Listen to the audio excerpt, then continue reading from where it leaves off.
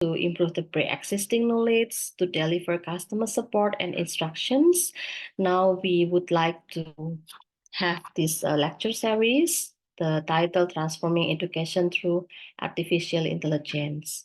And I hope through this online lecture series that all of you, all of us, we can learn something here about the challenges and also the benefits, how to improve it, and how to use the AI system properly and wisely. And yeah, I really hope that you will enjoy this session, although we do this online. But who knows that we learn more and get something very beneficial for our life, especially in the education. So enjoy the session and thank you very much. I will give it to you. Thank you. Assalamualaikum warahmatullahi wabarakatuh. Back to you, Mbak Aida. Thank you very much. Waalaikumsalam warahmatullahi wabarakatuh. Thank you very much, Dr. Dian, for the opening remarks. And ladies and gentlemen, before we start our event today, I am pleased to have photo session with all the participants. So I am requesting you all to turn on the camera. Yes, the committee also has sent virtual background for you if you want to have the same background like us. Please, you might use the picture that we just sent to you on the chat box. All right, I see 71 participants. All right, the committee will help me to capture the picture. We will have 2 shots. I will count on 3. 1, 2, 3. One more. 1, 2, 3. All right, thank you very much, everyone. Okay, and we are now going to the main session, which is the lecture. And please be advised that we are also providing e-certificate for all of the participants. So please stay tuned and enjoy the session. All right, the first presentation is going to be delivered by the representative from Universitas Islam Indonesia. And so with that, I need a help from my colleague, Ms. Rina Desita Rahmi, to lead the session. Ms. Ami, I'll pass the screen on you. Thank you, Miss Aida. Hello, good morning, everyone. In this first session, each of the session will have 30 minutes for the presentation, and we will spend 10 minutes for question and answer. And at the end of the session, we are going to choose 3 best participants. So you better share your questions. And okay, today it is my privilege to introduce my colleague, Dr. Bambang Suratno, STMT, PhD from Universitas Islam Indonesia, who will be leading us through the first session, AI utilization to improve the learning processes. Dr. Bambang Suratno is a distinguished expert in the field, and he obtained his doctoral degree at Eindhoven University of Technology, the Netherlands, and with the wealth of experience and knowledge in harnessing the power of artificial intelligence to enhance the way we learn. Today, he will share insight into how AI can be utilized to transform and elevate the learning experiences, as well as making education not just informative, but also engaging and dynamic. So let us get ready to be inspired and informed by Dr. Bambang Suratno to share the possibility of AI in improving our learning process. Let's warmly welcome Dr. Bambang Suratno. Okay, thank you, Ms. Rina Desita Rahmi, for giving me the chance and also act as a moderator for this session and also introducing me to the audience. First of all, I want to greet some person here. Firstly is Mrs. Dian Sari Utami as the Director of the Partnership and International Office of UII, who organized this session in collaboration with the Center of Data Science UII. Also, I want to greet the other distinguished speaker, Dr. Ahmad Sukri bin Muhammad Nur. I think he is the real expert in these sessions. He will. So I'm still learning about this session, but no, we can share about this kind of thing. And for that, I want to greet also for all of the audience that's come and join us in this session to have a fruitful discussion, hopefully. I'm glad to be able to join this session and have hopefully fruitful discussion, sharing and discussion regarding the emerging topic that become trend nowadays, which is related to the artificial intelligence. So firstly, well, to start this lecture, allow me to share my PowerPoint slide. Okay. Okay. Okay. Is it on already? The slides? Yes, Okay. clear, Pak Bambang. Okay. Thank you. So basically, my background is industrial engineering and also information science, information system. So, and if I am told as an expert, I am not yet because IE is new, and then I just also recently go into this topic. However, I want to approach this from the angle of my research interest. So I want to try to discuss or share about the AI utilization to improve learning process. So in work education, we know that I think both has similarity. So productivity is important either in work or in education, because if we are productive, we can do more, right? We can do faster, we can do faster, we can learn faster, etc. So productivity is very important as well. Even when we are doing our education in higher education in the university, we also, yeah, mostly I think want to also experience later on to join the industry, either as an entrepreneurship or either as an employee, this kind of thing. But we want to also work. So both of them need us to have to always learn. Okay, so this is I want to give you this theory of learning curve model. I want to start with this.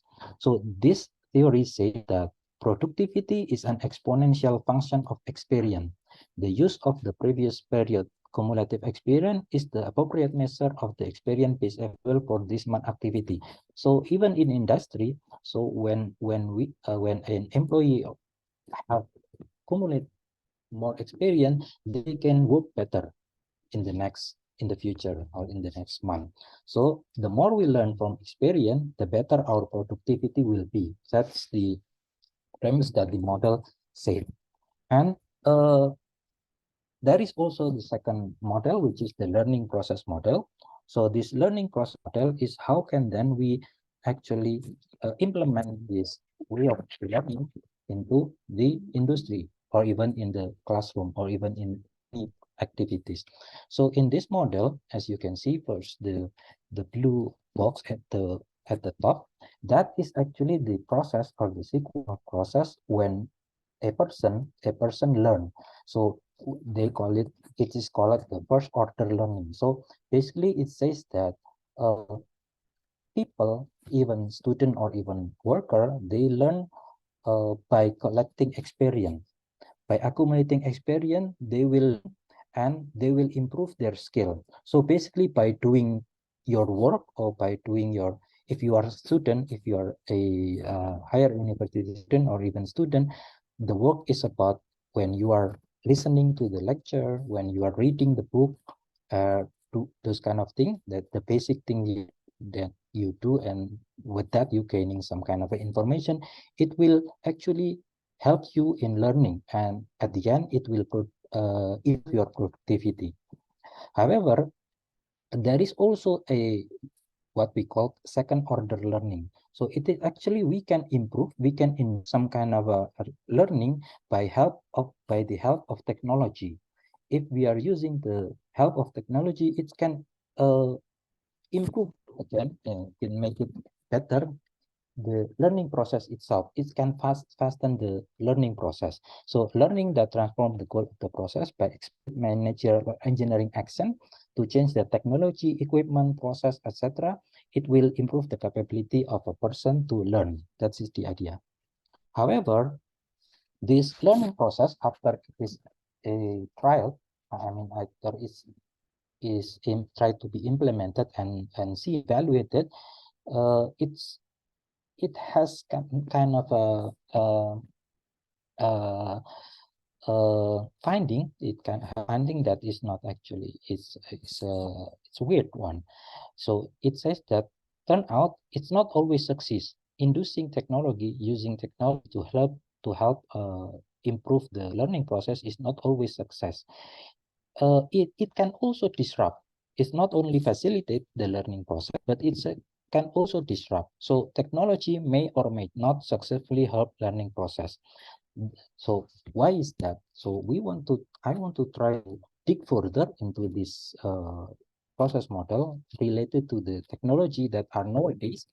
So this is old, as you can see, it's 1991. So this is already an old model. So people already thought about this, although the technology is various. Nowadays, what we can see when we learn the new technology, which is AI, I want to see how can AI improve this this learning process model.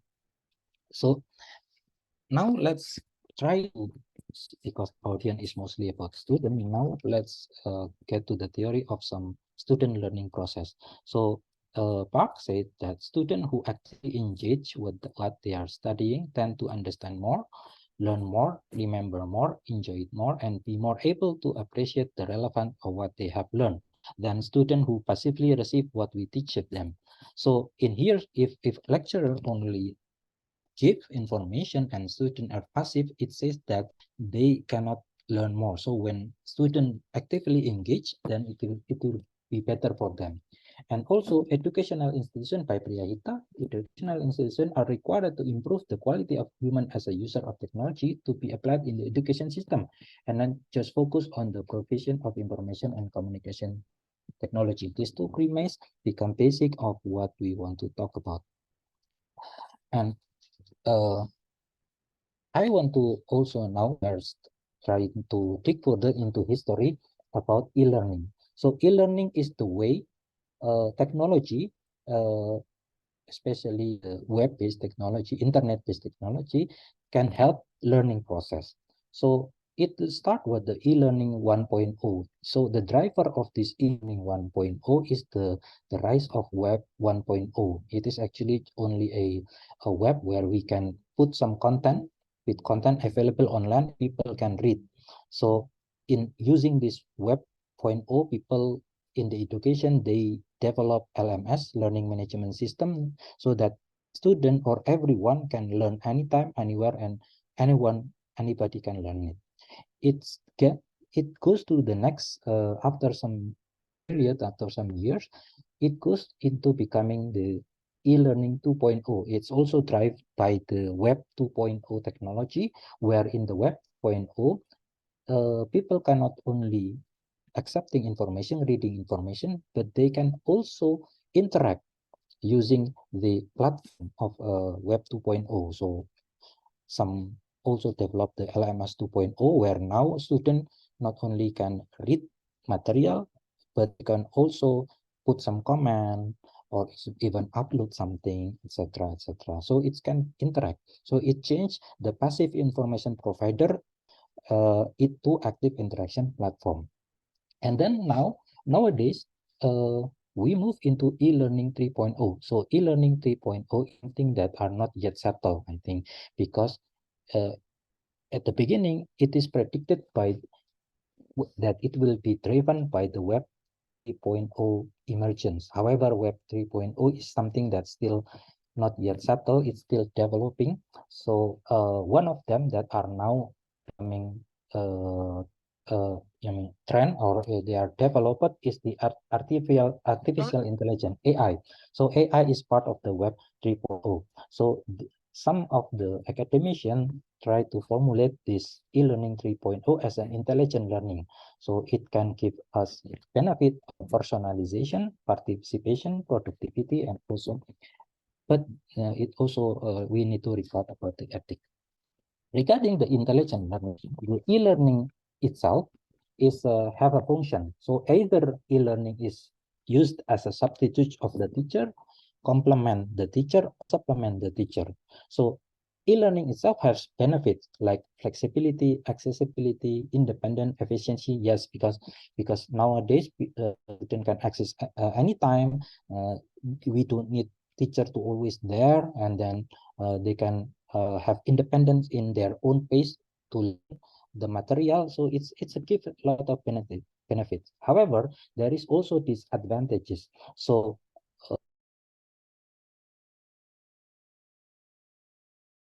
student.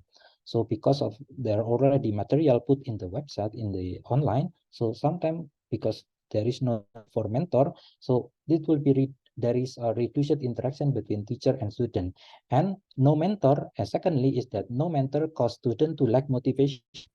That is the main two major disadvantages among the other. So now, but then how can AI? So this is a problem that we think that AI cannot solve, because AI is something that a computer system that can act similar to human. So perhaps it can replace the function of a mentor now. Now, at the beginning, AI is something that are hyping, but then it's not that there is time that people think AI is not that good. They call it a winter AI, because at that time the technology isn't supported yet. However, nowadays people think that AI is already able to support e-learning because of some of these reasons. Because first, there is a vast amount of data available. Importantly, a lot of this data is open to wide audience. We call it big data. Secondly, new technologies are allowing to establish link between this data set as to obtain a more complete picture. Thirdly, is the significant infrastructure needed to store and intelligently process this data is now becoming easily accessible and affordable. Fourthly, is the new scientific framework is becoming available for supporting AI in the process of scientific discovery. Because all of these reasons, people nowadays think that AI is suitable to help in e-learning. So this is the regarding AI itself. Yeah, there are various definitions from different author. I took one of them. AI is the science of how to build a computer system that show intelligence in various ways. So in this many various way, one of them is the generative AI.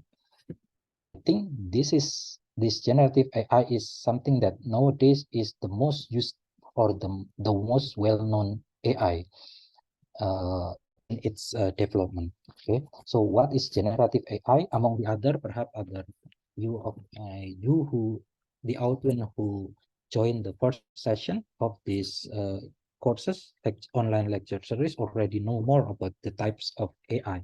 So I will only discuss the generative AI one. So this is a new content. It's create new content by learning from data pattern. So built on supervised learning principle. So we need to teach them and train them so that they can become smart. Generating text via large language model. The model used is the large language model. So the operational mechanism is predicting the next word in a sequence. And then the most well-known example is ChatGPT that perhaps many of you already tried before. The free version is the 3.5 now, and the paid version, which is more advanced, is the ChatGPT 4 version. So it's by OpenAI. So the category of GPT language model I mentioned before that use deep learning techniques for extensive training with tremendous amount of data. So it is possible now because we already have able to collect tremendous amount of data, use them to teach, to train AI so that it can act as a similar to human. So it's basically return to the previous learning process model. The more we gain experience, the better we learn, right? The better our productivity. So if we can give a lot of data, tremendous amount of data, then even human itself will be able to be smart, right? Even the machine follow this generative, it follow the same concept similar to human, how human learn process. That's why I think the other reason is that this is now become nowadays well known because it's the most similar to how human thinks. Why ChatGPT? Also because in here, as you can see, there is a graphic in here that shows that the search of people using ChatGPT, yeah, because many people search for it. Now it's become popular. So even in 1 year, it's becoming the most searched AI and most used AI thing. So what is the primary function of ChatGPT? Well, if it's said that it is good, then I want to try to ask the ChatGPT, what is actually ChatGPT? And here you can see the answer of ChatGPT. So what can ChatGPT do? So there are 2 times that I ask it. So it even, as you can see, the same questions can generate a slightly different answer. So it's meaning that it's now becoming what you say. It's similar to human, right? When we discuss something, perhaps we are able to slightly talk about we talk about the same thing with a slightly different phrase or some paraphrase, because yeah, usually human is like that. So we have so many vocabulary so that we can also discuss in the slightly paraphrasing thing you can see, but the point is the same. So ChatGPT can assist with learning in various ways. It can provide explanation on topic you are studying, help you brainstorm ideas. So I think this is the thing that student can do with ChatGPT that I think many of you already tried one of them before. It can brainstorm idea. You can, if you need some idea, you can ask them, give them some feedback about the idea on a project. Or you can assist with learning by practicing conversation. You can try to converse, and then it can improve your English or language. You can even do quiz on a different subject. If you have specific question of concept you are struggling to understand, you can also ask them. So, and I also asked them, so do you function similarly to mentor? Because at the beginning, because of the disadvantages of the e-learning 2.0, where students become now lack of motivation, now they have this kind of artificial person, mentor, that they can discuss, that act like a human. Perhaps it can improve their motivation of learning. My question is, so do you function similarly to mentor or teacher? It says, absolutely. Think of me as a virtual mentor or tutor. I can help explain concept, answer question, provide guidance, etc., etc. So this hopefully can address the previous problem. However, it also said, if you follow, while I can replace the depth of expertise that a specialist mentor or teacher might have, I'm here to offer support. So even the AI said that, okay, I cannot replace them but I can help you. So this is something that you need to pay attention. Although they are good, they are fast in answering the question, there are still some kind of a drawback that we found when we are using ChatGPT. What is the drawback? So, but first we will talk about that later. But now, how can we use GPT to help? So this is the way I try to use ChatGPT to help us in learning. Like, this is my question. What is y same ax plus b? I think many of you already familiar with this question, right? If our question is like that, ChatGPT can answer. So this is a linear equation for regression, and then he can explain to you. And you reading this, we can understand the concept.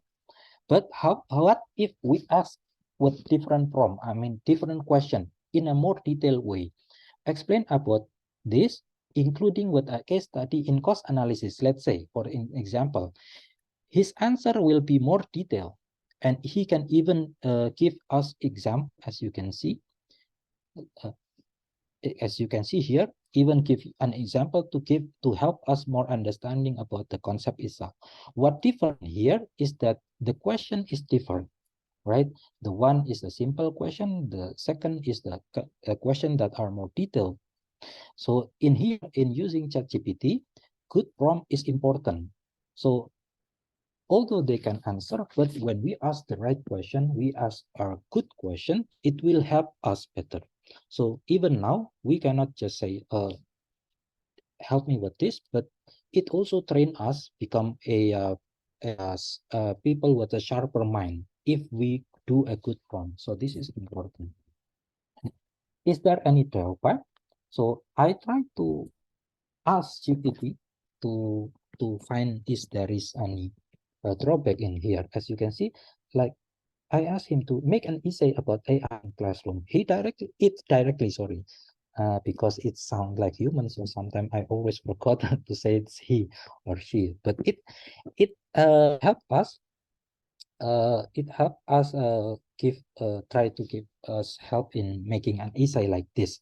However, when I asked them, sometimes if we want to make an essay, your lecturer always said that, okay, provide the reference, because if a good essay should also related with or based on some reference, right? Not just your opinion. So if I ask them, make an essay about AA with reference, even the ChatGPT can give you a reference. As you can see here, as reference, there is an additional reference in here, as referenced by S1 et al. In Artificial Intelligence in Education Review. He can give you. However, when I try to check whether the reference is correct or not, and I look in the Google Scholar, I found this the same with the same title, a journal with the same article with the same title. However, when I try to open, there is no S1 as an author there. So the same title, but different author. So here, as you can see, this is one of the drawbacks. So AI only, it's GPT some kind of a synthesize, something that make it good. So they call it as hallucination. It looks good, but actually it is not correct one. There are also people who, okay, if you use the chat GPT-4, there is a web searching feature that you can actually use a reference, the correct reference, but yeah, there is that also can answer help, but usually the reference is based on the website, not particularly always an article. So there is also some limitation. However, there are also more drawback based on Anu. So it says there is this other drop of AI, lack of human interaction, limited understanding, bias in training data, lack of creativity, dependency on data, lack of contextual understanding, limited personification, privacy. So this is something that are proposed by or given by some academician about the lack the drawback in AI. However, there is also that belief that this is only a matter of time. I mean, the more AI learn, the more feature added. So this kind of a drawback can be addressed later on. So we are positive thinking that it may be like that. Okay, so returning from the previous facet learning process model, so it says that technology may or may not help to improve the learning process. Yes, I agree on that. So it can disrupt as well as facilitate. So even if so, basically because of those drawbacks, it can also even disrupt, not only helping. So, and what's important is that to help learning, usually if we define the correct problem, we can learn better. So prompting a correct problem is also important so that we can learn better in using this technology. And using this technology can force changes in the engineering change, often create training needs with cascading disruption effects. So there are drawbacks in that we already mentioned. We need to address them. Sometimes we also need better training to understand how this kind of work. So I think nowadays what we need to learn about using ChatGPT is actually how to ask better questions, how to do a better prompt. That's something that we need to learn to be able to fully utilize the benefits of ChatGPT. So in conclusion, for my session, technology may or may not help in improving the learning process. The use of generative AI as a companion to help you build your creativity. But don't just blindly accept what is offered. Keep your skepticism. So it can be wrong. So and then proper questioning or prompt is very important. Use it as a training to sharpen your mind. So ask better question. It helps you in your work. So lastly is that it is you who needs to learn to be smarter, work faster, and be more productive. Use generative AI to help you in the process. Don't let it replace you. I think that's all from me for this session. Thank you very much. I will return the session to the moderator for the question and answer session. Thank you. Thank you so much, Dr. Bambang. Okay. Now it is your turn to show that we are better, like what Dr. Bambang said. It is needed for us to be able to ask questions. So now your turn to ask questions. You can try to use your microphone to ask Dr. Bambang directly, or you may use your chat box. So I can deliver the questions to Dr. Bambang. All right, we received one questions in the direct message, Dr. Bambang. One questions, how to give limitation on using AI in learning process to ensure that student will keep maintaining their academic ethics while using ChatGPT. So it's related to ethics and using ChatGPT.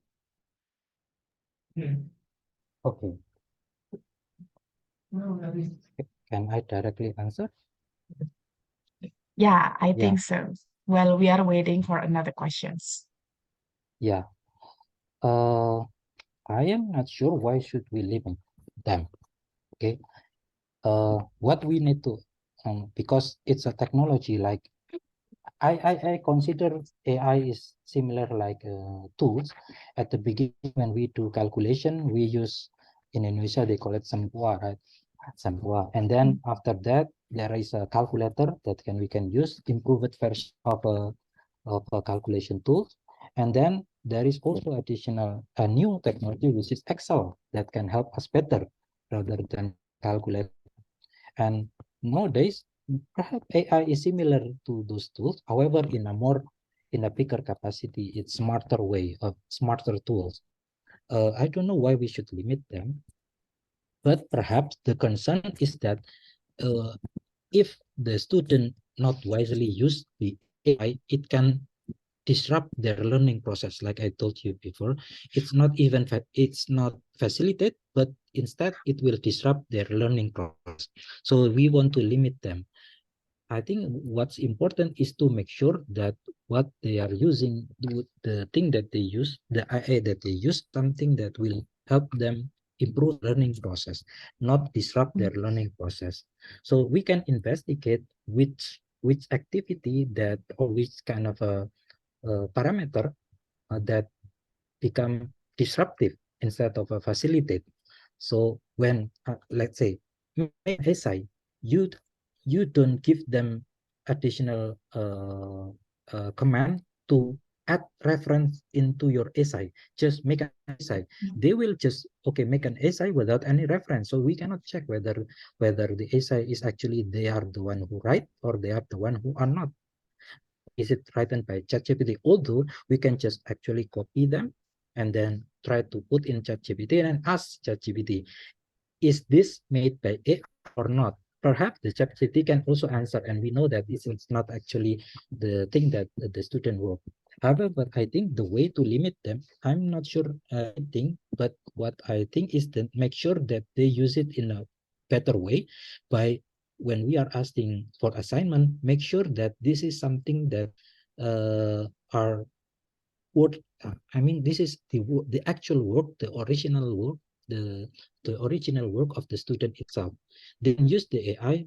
Some lecturers say that okay, if you can use AI to help you make an essay, but at the prompt that you ask the AI, try to make a screenshot of the prompt that you use on the AI, and I will consider whether it is acceptable or not based on your prompt. That is also possible, right? So I think that is my questions. We cannot force, we cannot stop this technology thing, but what we can do is use it in a wise way. Okay. It's also related to academic ethics, the questions, Pak Bambang. Since probably when, say, for example, in a writing assignments, the students are using ChatGPT, should they like cite the ChatGPT itself as they refer to ChatGPT in writing their assignment? Because ethics is related to citations, probably. I don't think citing ChatGPT is a good way. That's a lazy way of doing it. So they will just, okay, it's ChatGPT. What they need to is the actual reference that they use. So what we need, if I myself, what the student need to do is that after they have the results of the essay that ChatGPT helped them make, they try to look for other reference that can complement this thing and add them like a one or two sentence or many sentence from different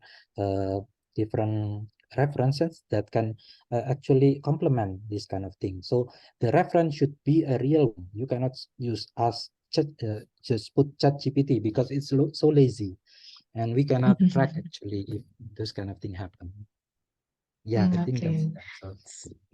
Okay. So to emphasize, can ChatGPT ChatGPT cannot become our main source in writing. Yes, Then, yes. of So course. basically, like I told, yeah, like I told you before, it is us who need to be smarter.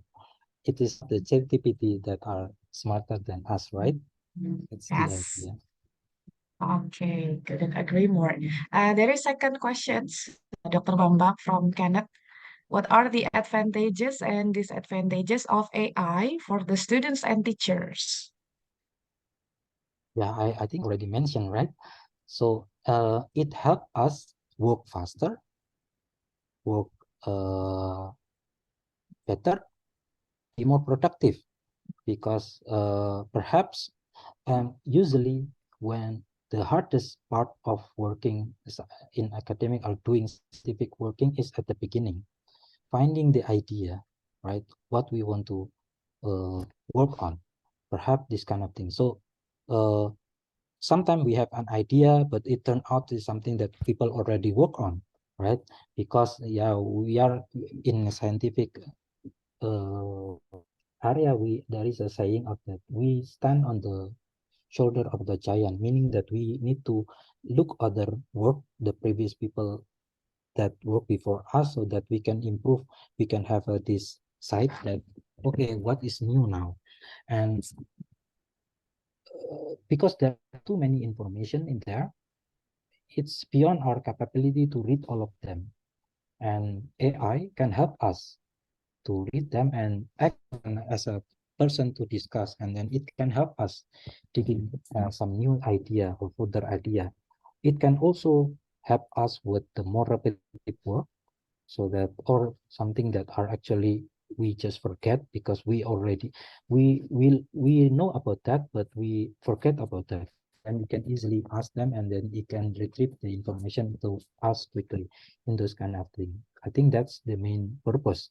So it is not the one who is us, but if you use it like if student or teacher are lazy to ask a good prompt and just, okay, make an essay for me, and there is no requirement to provide some actual reference, etc., then yeah, it become disadvantages. So it will repeat us, and then that become, yeah, disadvantages. It no longer benefit us.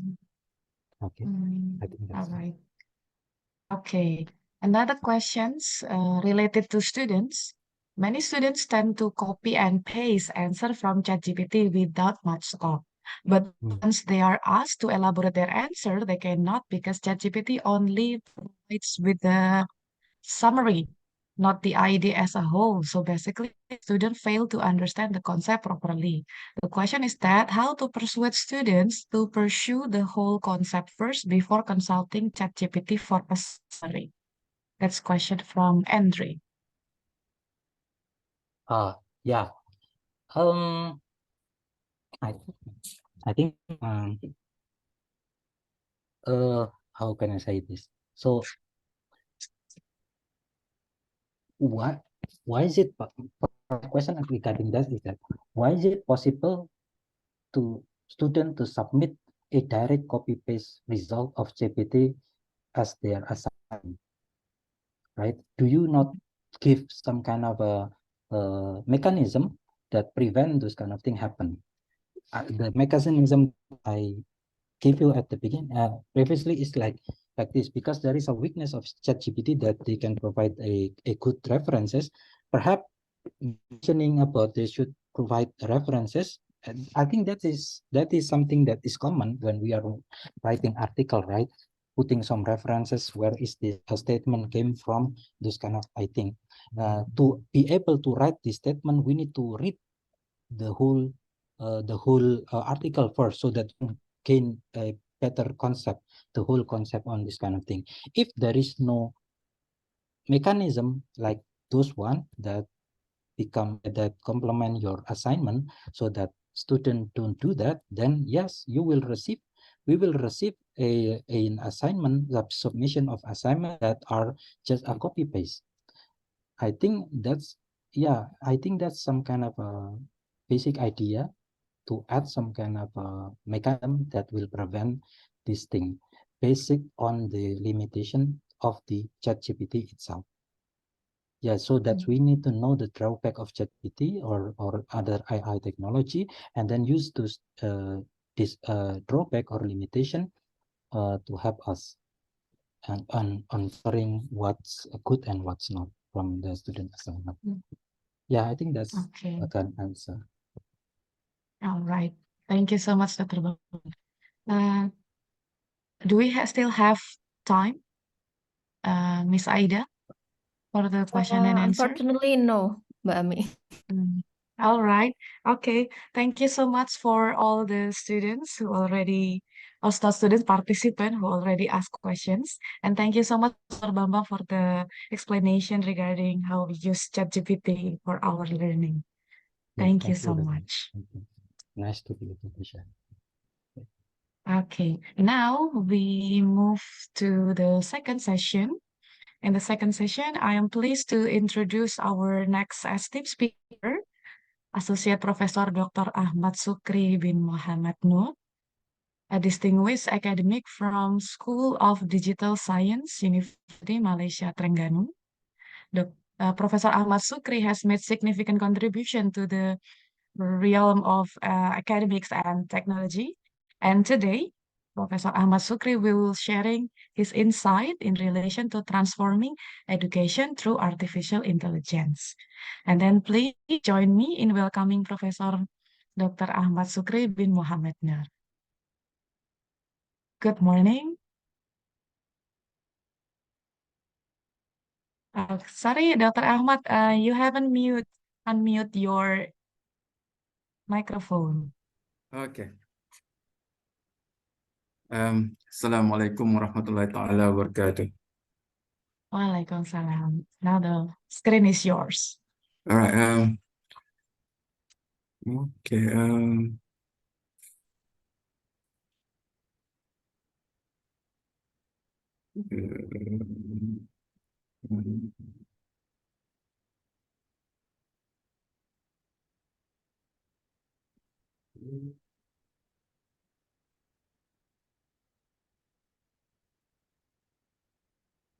Normally in our university we are using WebEx, so kindly quite when I use this Zoom. I want to share. Okay. Share.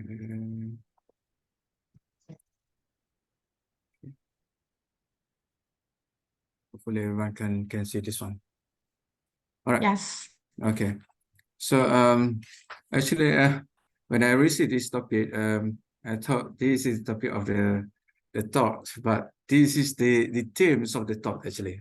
So I'm preparing my slide based on the theme, and part of the slide is assisted by AI as well, using Google Bots. And just now we heard a lot about ChatGPT. As we know, ChatGPT got a few versions. The paid version, the update version, we need to pay. And for the free version, I think it's prior 2021. So for me instead, I'm mostly using Google Bots and Bing Chat, because Google Bots, the trends and they gather information, latest information, so without having paid. Okay. So for my slides, I prepared a slide titled "Transforming Education throughout artificial intelligence. So this is quite general slide. It's not like it's not like very deep inside of what is artificial intelligence all about. So actually, I do have a few projects on artificial intelligence, but for this one, based on the audience, I just prepared a slide on the general knowledge of artificial intelligence on education.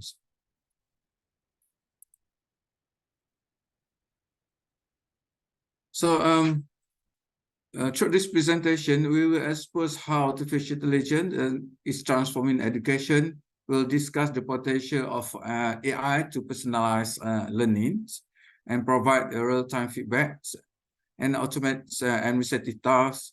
We also consider the challenge and the ethics implication of using AI in education. Parts of that is being discussed by our colleagues, Dr. Bambang, about the ethics of ChatGPT, right? Might be student will just copy they give the question and they give the instruction to ChatGPT, and ChatGPT just gives answer, and the student might be copy the answer from ChatGPT directly and then give to the lecture. Actually, there's a few issues of ethics on this one. We'll see and we'll discuss, hopefully.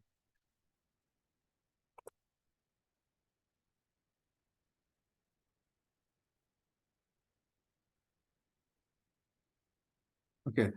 The potential of AI in the education. AI can personalize learning by adapting each student's individual needs and learning style. Also, you know, if you are in higher learning education in university, we don't realize we might be in one classroom or in a hall. For example, for my student, I'm teaching programming. I'm teaching IoT. I'm teaching programming. Currently teaching Java programming, and for this semester I'm teaching IoT. So we have about 100 students per class in here, 100 students or 80 students. So how do you want to know on individuals of our student? We yetly speak to our student. We rarely speak to our student. So we don't know the potential of individual, but with the AI can analyze that. For example, we can put online examinations, okay? And then AI will analyze the patterns of student answering the question.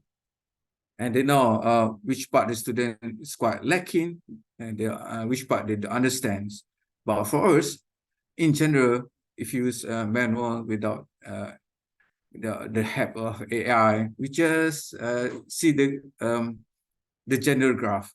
Okay, for example, might be 20 students lacking of thinking scale, and might be 30% of student lacking of analyzing scale or something like that. But with AI can personalize individual. AI can provide real-time feedbacks, allowing students to identify and address their mistake immediately. Right. So AI, of course, for us, if you marking the student manually, we cannot get student cannot get feedbacks immediately. AI can automate administrative tasks, free students to focus on teaching. So with AI, they have a lot of lecturer or teacher in administrative tasks. AI can make education more accessible to students of all backgrounds and abilities.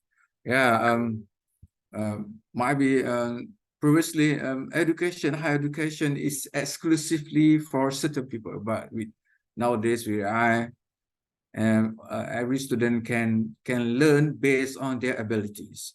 Okay. So in other words, AI has potential to revolutionize education by making it more personalized, effective, accessible. AI-powered learning tools can help students learn at their own pace, because AI now students at their own pace. For us, a lecturer, we hardly know the pace of our students, right? We just go chapter by chapter. Sometimes some of the students lag behind. Some students work quite fast, but with the AI, they can personalize the pace of the students, and they can listen on their own way. AI can also provide a teacher with valuable data and insights that can help them improve their instructions. Personalized learning. As I said previously, AI can create personalized learning pathway for each student, adapting to their individual needs, strengths, and weakness. AI-powered system can analyze students, including past performance, learning style, interests, and to craft a tailored learning experience. This approach ensures the students are constantly challenged and engaged, maximizing the words maximizing is not quite correct. I think optimizing is the most correct words. They can optimize their learning potential. So, pardon, Mrs. Chair.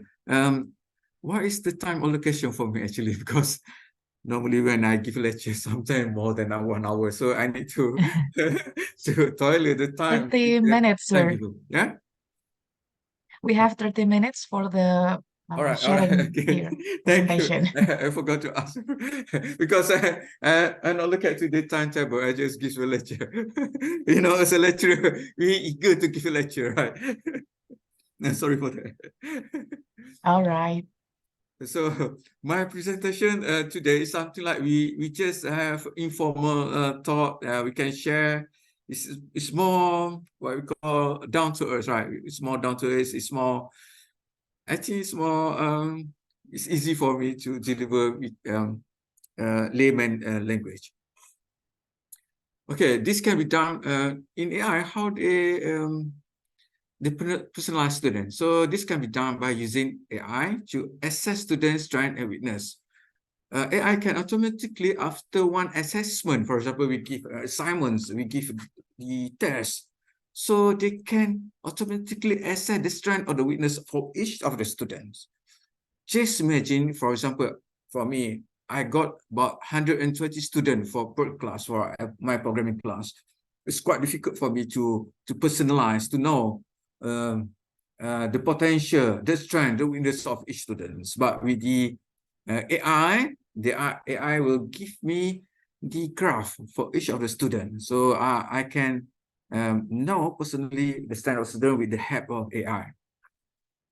And AI also can recommend the learning material. For example, certain students, some of students, the lack of the thinking skill, the lack of analyzing skill. So the AI will recommend what the material suitable for each student. And then AI can provide feedback on assignments. Real-time feedback. Okay. AI can provide a student with real-time feedback on their own words.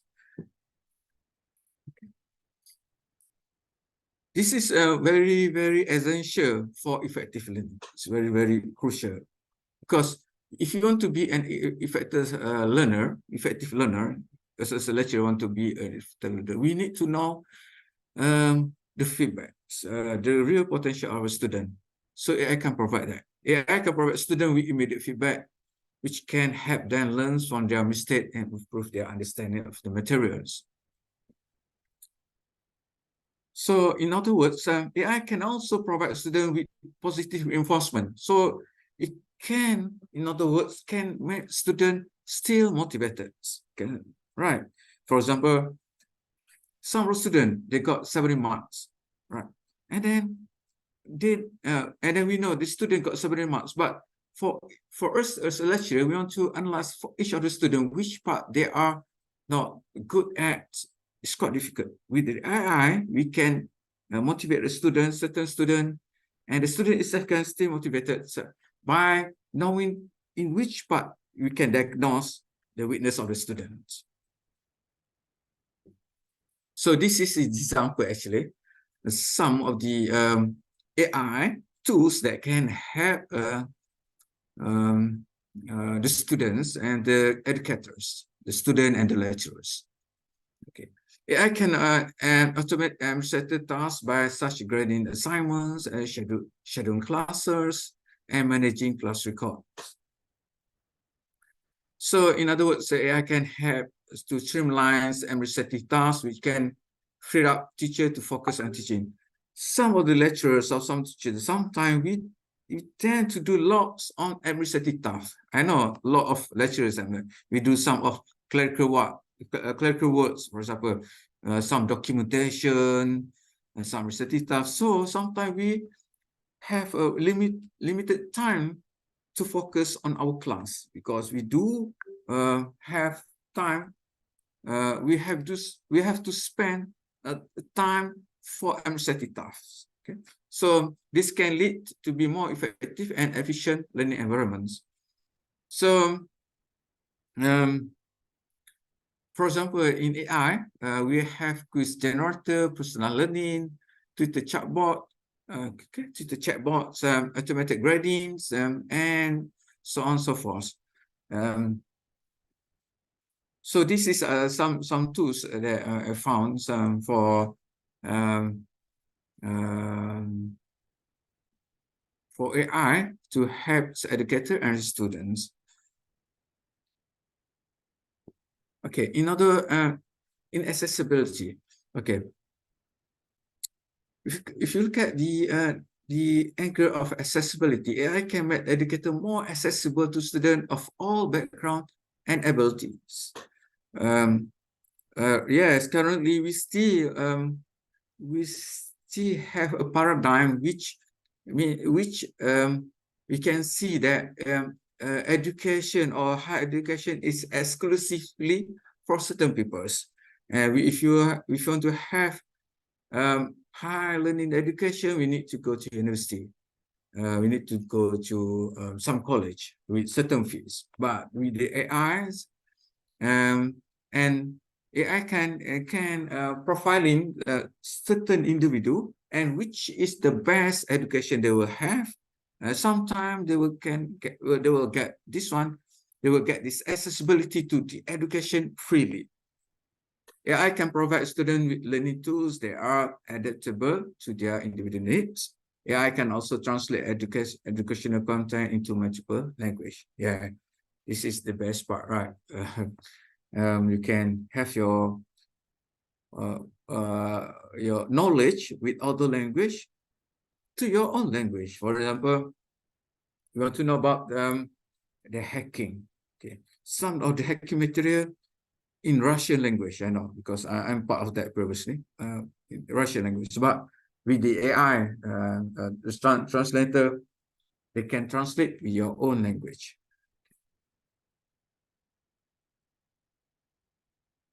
Okay, what is the challenge and ethical implications of the AI? There are a number of challenges, and there are numbers of challenge and ethical implication that needs to be considered when using AI in education. For example, has been discussed by our colleague presenters, Dr. Bamban Suratno. One of the tools, the chatbot tools, is ChatGPT. Right. Actually, the answer for ChatGPT might be we already know. We got other AI tools which is zero GPT, so they can chat, they can zero-rise all the answer from ChatGPT. So we are, as educator, we know which parts of the work is done by ChatGPT with zero GPT. Well, one challenge is to ensure that AI-powered learning tools are unbiased. Might be some of the AI, they are biased because they are trained to be biased. For example, if you want to find the true information of the war, might be we have one side and the other news of the other sides. But because of the AI, being trained to be biased to one side, the AI will give the biased answer, because AI mostly the trains answer. The data is being trained. Okay. So it is important to carefully consider the challenge and ethical application of using AI in education. We need to ensure that AI is used in a way that is fair, equitable, and benefit to all students. So AI, it is also important to consider the implication, the decision, the implication of AI to make a decision about student education. Some of the AI answer, for example, I use Google, I use ChatGPT, and mostly I use Google Bots. For example, now during Ramadan, I'll test during Ramadan last time.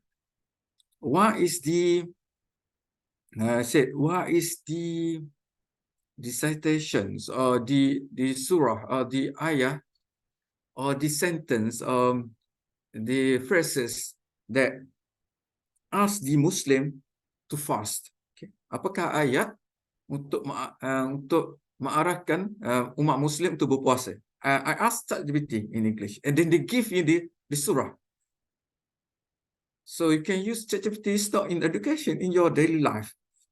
For example, I also asked during morning, what is the best doa for Muslim in the morning? And then they give you the answer.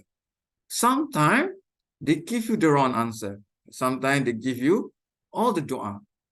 So that's some of the answer need to be biased. And if you want to use a chatbot, sometimes you need to train the chatbot as well. You need to give a clear instruction and to train the chatbot to answer your questions. Okay.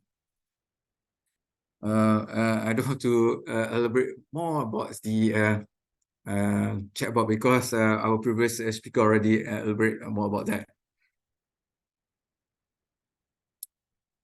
In conclusions, AI can potentially to revolutionize education and make it more personalized and effective and accessible. However, it's important to carefully consider the challenges and ethical implications of using AI in education. By working together, we can ensure that AI can use to create more equitable, inclusive education system for all students. Before that, I want to show some of the project that I'm heavily involved in AI. Some of the project.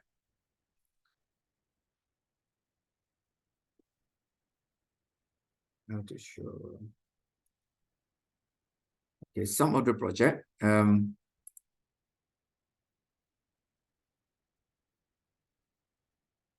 going to use this one. I want to show you how to use the Goodbye.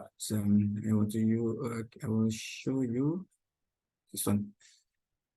Okay, hopefully you can see this one. I use this is why I use Google Bots to apply for a grant. For example, I ask them, please write the detailed grant application proposal with the title utilizing machine learning for improving object-based. Previously, I've got a grant about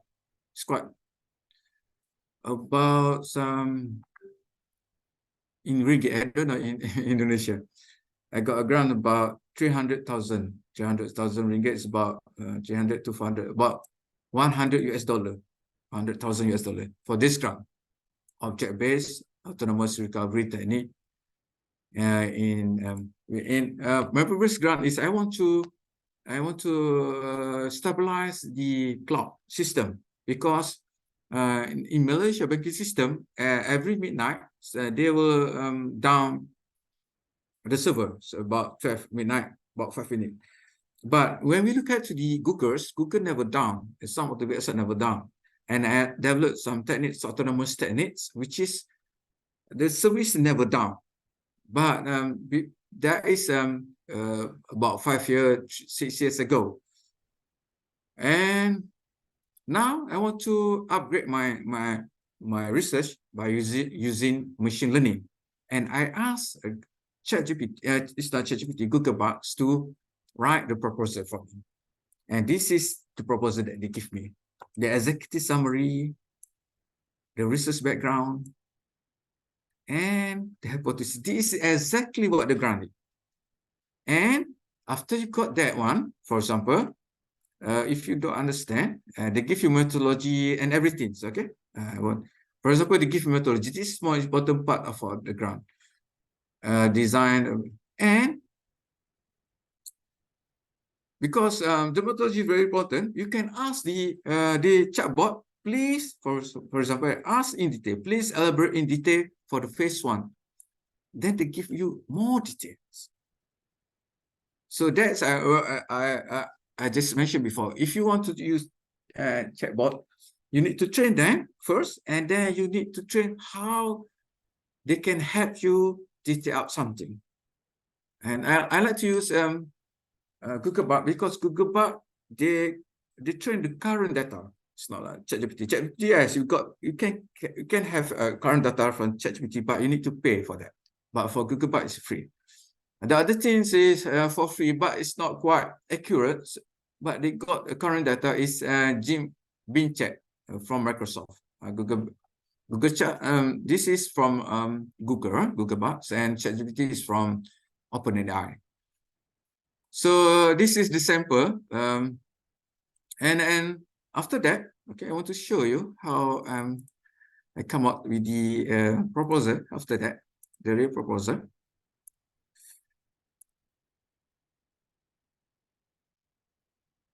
So this is the proposal for that, and then this might be I will send to the grant after some amendments, but the general idea is from the Google Chat.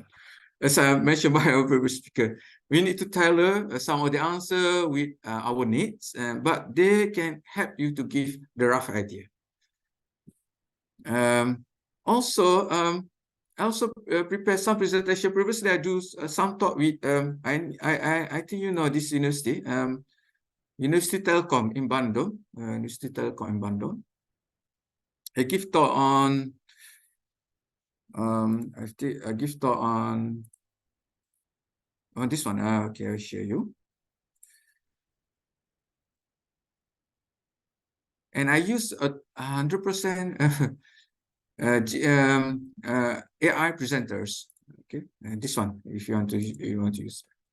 Okay, you can see this one. This is the website GPT PPT. In GPT PPT, you can ask the this website, AI website, to prepare you a presentation slides in PowerPoint, and they give you very good slides. This is give you on last August for University Telkom in Bandung, cloud computing and machine learning small and medium firm, because I got all the other grants, about 100,000 from other company to do machine learning for personalized employees.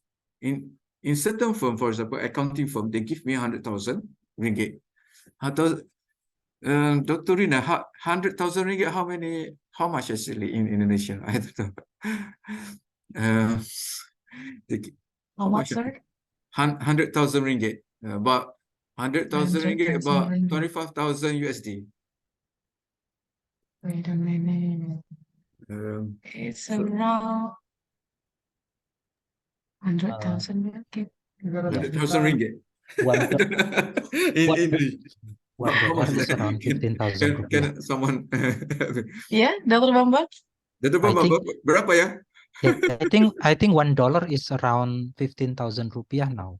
Between 10 and 15,000. So it's more than 250 million rupiah. Okay, I got that one from 300 one million, accounting firm. They asked me to personalize the employees, because in accounting firm they got a lot of job. They need to do some taxation, do some accounting, to do some auditing, and they have about 200 staff. And when some tasks arrive at the company, some job arrive, they need to know which employee is available and which employee have the skill with that job. Previously, it's quite difficult. Previously, they just use some essay, and then I try to develop AI for them to know this job, this guy available with this skill. So this is the second job I got from the company. This is exactly from the company, from not from the government. For the cloud funding, I got from the government about 400,000. So yeah, about 400,000. That's from Ministry of Education. So my background now that was from distributed computing, cloud computing, IoT, and AI.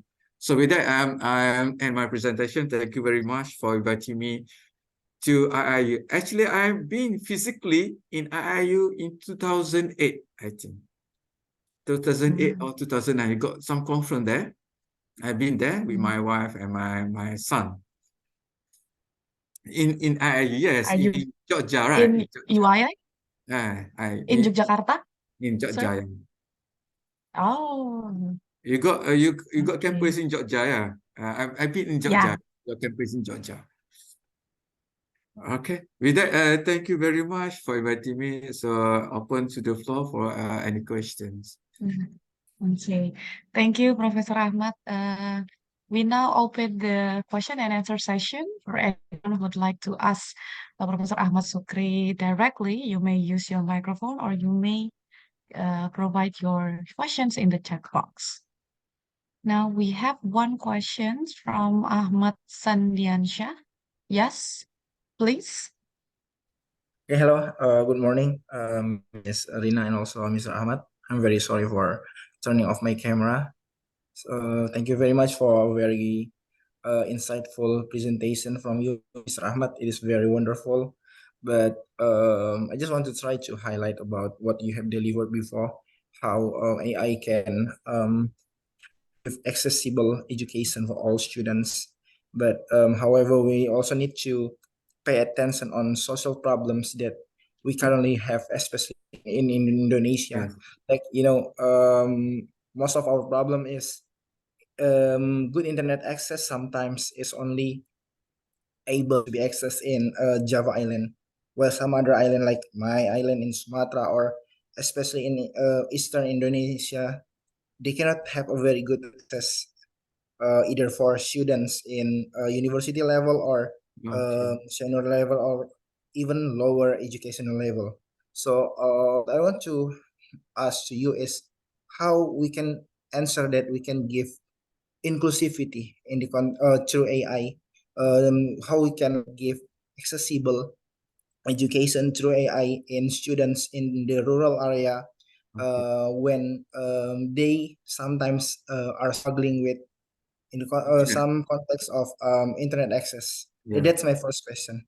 And the second one is how we can guarantee that students who are living in urban or rural area can get similar access to the development of AI to ensure that those kind of accessible educations can be gotten by them. That's my question. Thank you very much, Mr. Ahmad. All right. For the first question,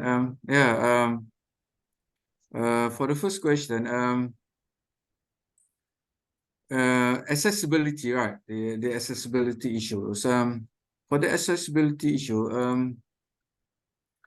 I give the model that in our state, what we do in Terengganu. In Malaysia, we have 14 states, and I'm from Terengganu. That's why my university is University Malaysia Terengganu, state of Terengganu. In our state, we in I don't know in Indonesia what they call it.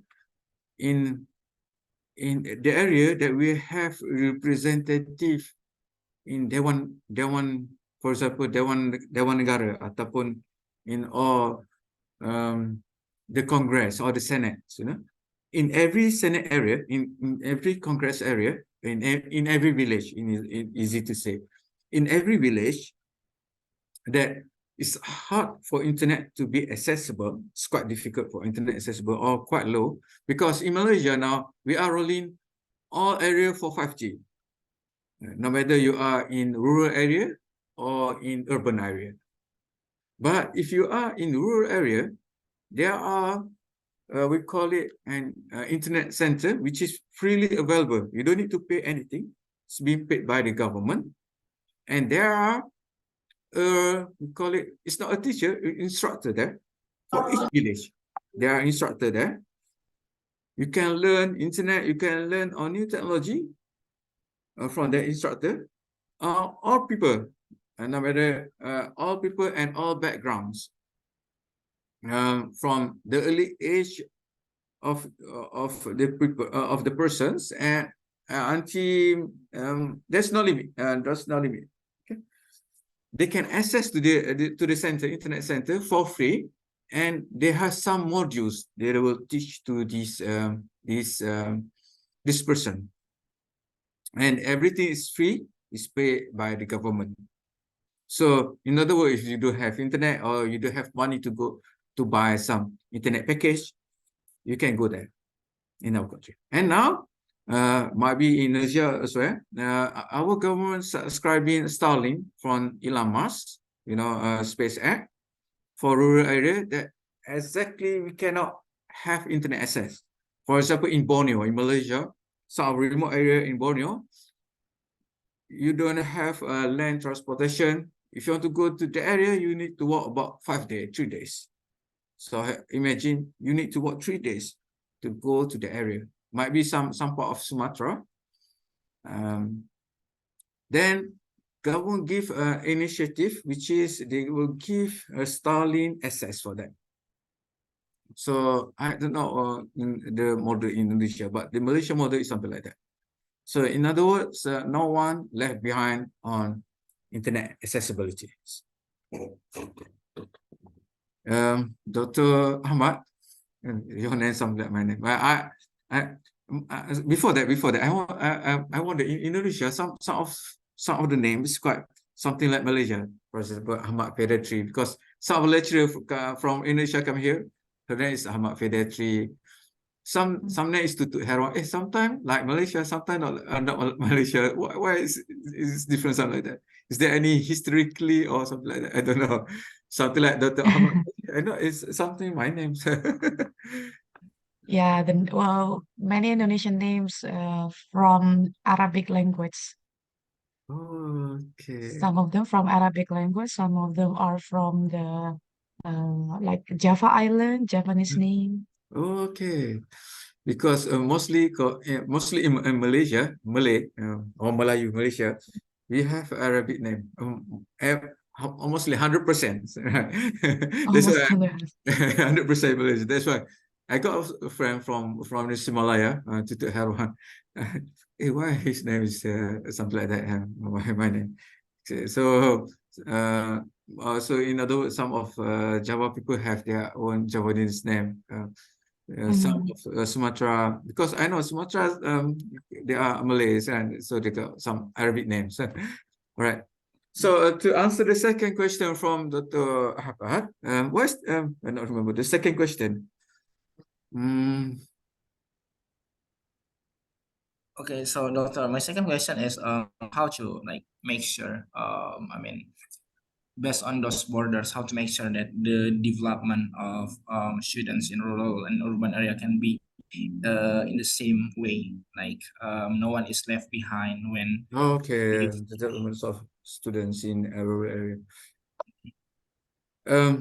First of all, this is I think every country need to have something like free education for all. First of all, right? And second one, each school in a rural area or urban area, they need to have internet access, right? So as mentioned previously, some internet access being provided by the government using Starlink in rural area starting this year. So in other words, if you don't have any accessible by car or by flight, and you need to go to the school, 5 day walking by your leg, walking, berjalan kaki 5 hari nak sampai ke sekolah itu. Here we still have internet, and government needs to have an initiative for that. we need to have free education for all initiatives as well. I'm sorry, might be my questions not quite answering your question because my background is computer science and okay, so that is roughly my answer. Sorry for if not my answer not answering your question. All right. Okay. Thank you so much, Dr. Ahmad, for your answer. Okay, thank you, Ahmad Sandiansa. Is there any other questions from the participant?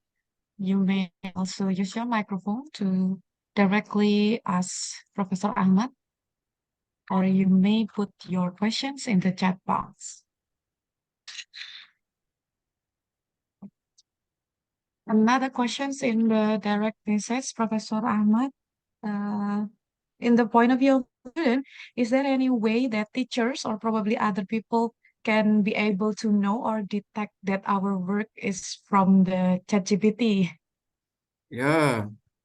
Yes, we can yes, we educator. Okay. Actually,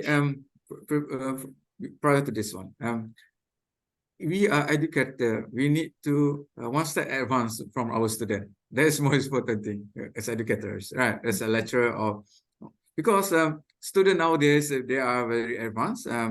They use ChatGPT. They use a lot of things. So to answer that one, we have Zero GPT. Okay, if you go to Zero GPT, they will detect the answer from ChatGPT. And there are some other tools as well. You can detect the answer is from AI. Because why Zero GPT? No, because ChatGPT or Google Bots, they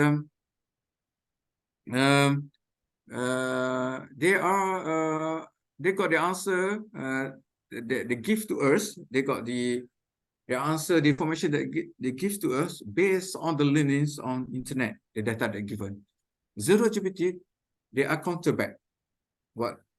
So Zero GPT, no, the data is already there. Then they will tell us this is data from ChatGPT. So we have some tools. You can Google the tools for anti-ChatGPT or anti-chatbot, anti-Google bots in Google's. Then you will see some tools that they can counterback the answer from AI chatbot. Okay, right. But There is okay, another before question. that, as educators, Oh yeah. I know in Indonesia we have Shopee, something like that, right? Yep. Now in Malaysia, as I'm teaching programming, some of the answer, student they buy from Shopee. We give the assignments to the students. The student goes to the Shopee and they just pay 20 cents. It's not about might be about 1,000, only the 1,000 rupiah. Very small. They will got the answer of assignment. I counted that many times from my assignment, from a task of programming, and sometimes they share with the communities, forum communities in overseas, and they will got the answer of our assignment, the assignment given. So the students buying the answer from Shopee? Yeah, they post the question to the Shopee and they pay 50 cents in Malaysia, 50 cents, might be about 1,000 rupiah only. Very small. They got the whole answer. There's some people in Shopee, they provide the answer for the assignments. And some people in a forum or internet, they provide the answer for the assignment, especially in my class, because I teach programming IoT, which is the course that are freely available around the world, right? So easy for a student. Because I detect one of the students, they cannot answer in the class, but they got very beautiful answer in the assignment. Yeah. Okay. So as a teacher, sometimes we also be able to detect our students' competence, Professor Ahmad. Okay, another question, sir, from Army Valencia. That's probably the last question. It's also still related to the poor internet connection because she's from Philippines and there are so many areas that really have poor connections. Oh, it's not questions yet. Okay. So it's the same. There are so many areas in the country that has no good internet connection. Okay. I think there will be no other questions from the participant.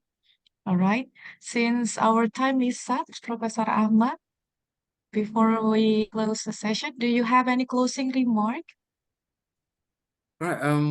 For my closing remark, actually, I would like to thanks for the organizer, especially to the moderator, Dr. Rina, and from the director of international office, because she emailing me a lot to remind me something, right? And then if we have some collaborations between some UMT, between University of Malaysia Terengganu and IU, we do have, we mostly welcome any collaboration in any fields, in cloud computing, in IoT, in AI. And maybe we can have some joint grant for some projects. Okay, so that's it. Okay, Thank you so I much, forgot to Professor say Ahmad. my email. Oh, yeah? My email, and I can let's check my email. I want to write my email. My email is A Shukri. I need to write before that. Still writing opinions. Okay, in chat. So my email is A Shukri umt.edu.my. Do you see my email? All right. Okay. Oh, yeah. Okay. Is it accessible for all the participants, sir? Yeah, accessible to all participants. And if you happen to be in Malaysia and Terengganu, do call me or my phone number. I just can give my phone number. Okay, I give my phone number. If you want to call me, you can also call me.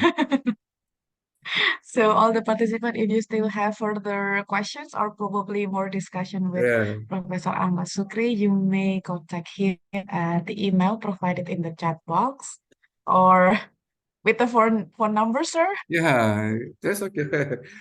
If you want to do Okay. some collaboration, I think you can, yeah, anytime. All right. Okay. Thank you so much. Terima kasih banyak, Profesor Ahmad Sama-sama, Sukri Bu. Muhammad Nur.